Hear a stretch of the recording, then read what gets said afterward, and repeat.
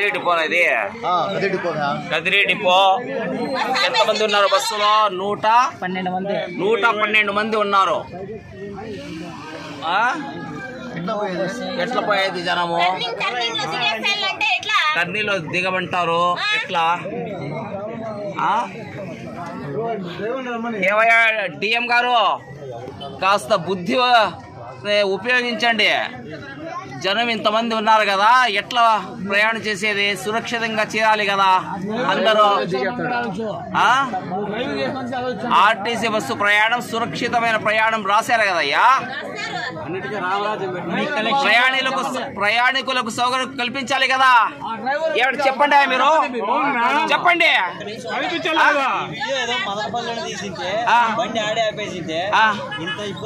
ఇప్పుడు ఏ depot bus ఇది? ఇది కదిరి డిపో, మదనపల్లి డిపో. రోజు కదిరి డిపో, మదనపల్లి డిపో కూడా ఇచ్చు కదా. మదనపల్లి డిపో కూడా ఇచ్చు కదా. ఇప్పుడు